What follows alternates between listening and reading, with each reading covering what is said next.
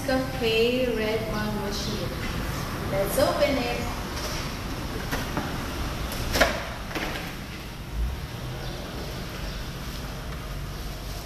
There are two clear cups included in the box.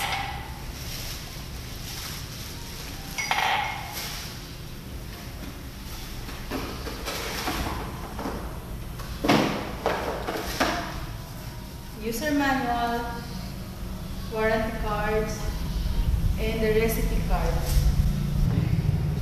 And of course, here's the red mug machine. Look how comfortable it is. The back, you can get down.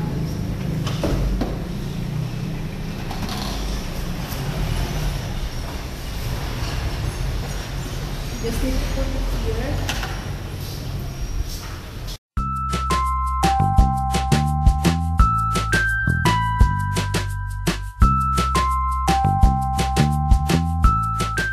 Today, I'm going to make my own coffee barista style.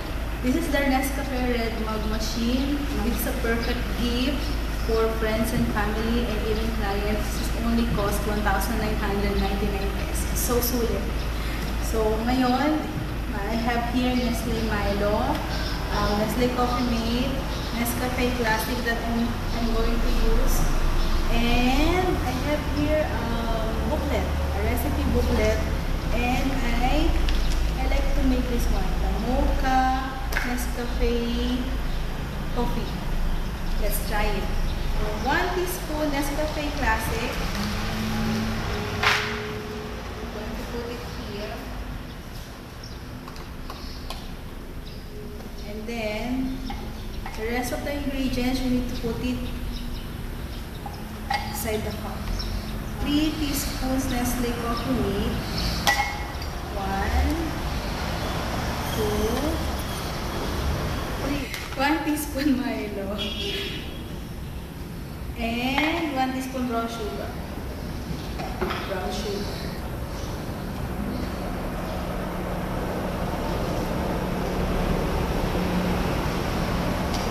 And then, let's open the red mug machine. You need to wait for the power button to turn green. So, let's wait. Turn the selection na to water jet.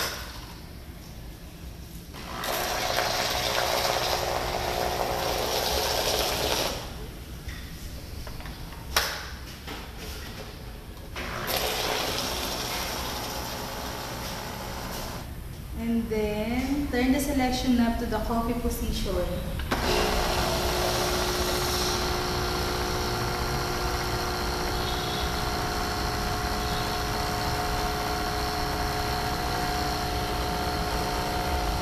Di ba ang ganda?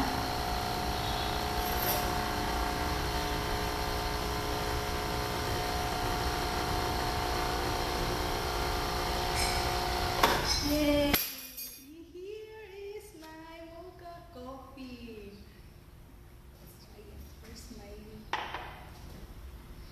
Smells delicious. Thank you for watching. See you next time. Bye.